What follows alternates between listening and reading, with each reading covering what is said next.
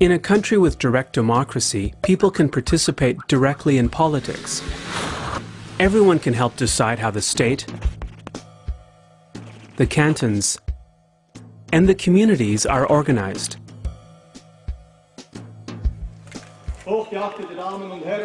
One of the oldest forms of direct democracy is the so-called Landsgemeinde.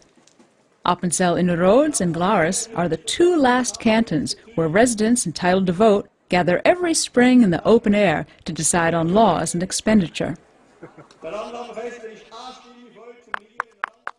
In the whole of Switzerland, residents vote on average 4 times a year on various issues concerning their community, their canton, or the whole of the country. For example, they can vote on whether to have a new school built in the village, on how the canton should produce its electricity, or on the state old age pension plan. In addition, every 4 years the people elect the 246 members of the National Parliament, which consists of 2 chambers. The House of Representatives, representing the people, and the Senate, representing the cantons. This system gives less populated cantons more political weight.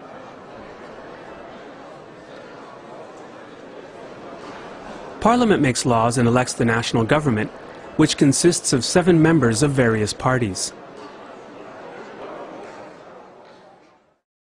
People can overturn laws made by the Parliament by launching a referendum.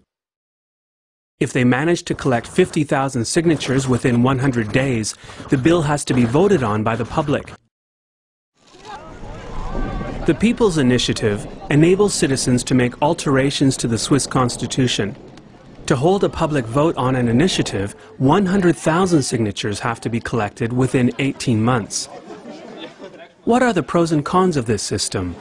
The main advantage is that it gives the Swiss citizens a lot of power in decision making. Every so often, several times a year, they can take decisions not just on who runs the country, but also on concrete proposals. One of the key disadvantages is probably that it makes decision making slower, and there are a lot of political actors involved. There's the parliament, there's the administration, the government, interest groups, and at the end the people, and often it's unclear at the end who has been responsible.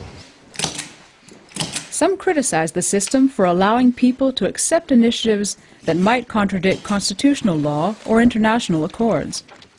The following 2 examples of recent votes polarized people in Switzerland and abroad. In November 2009, a People's Initiative to ban minarets in Switzerland was accepted by 58% of voters, despite Parliament and the government's clear recommendation that it be rejected.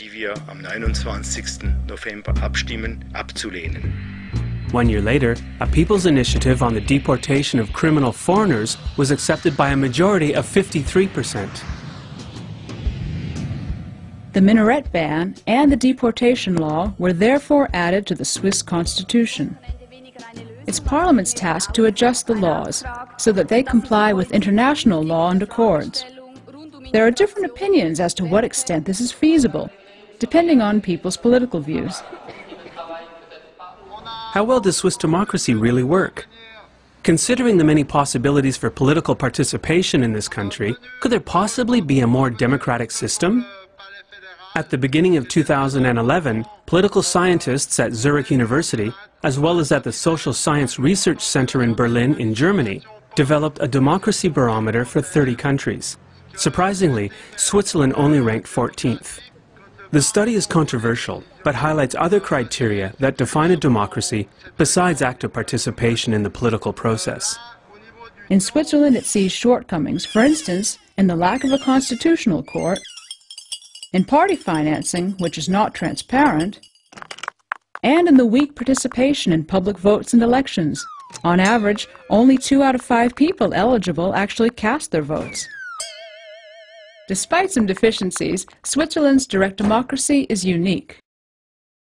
Switzerland is the only system where direct democracy plays such an important role in decision making at the national level, when the votes on issues determine the political agenda to a great degree.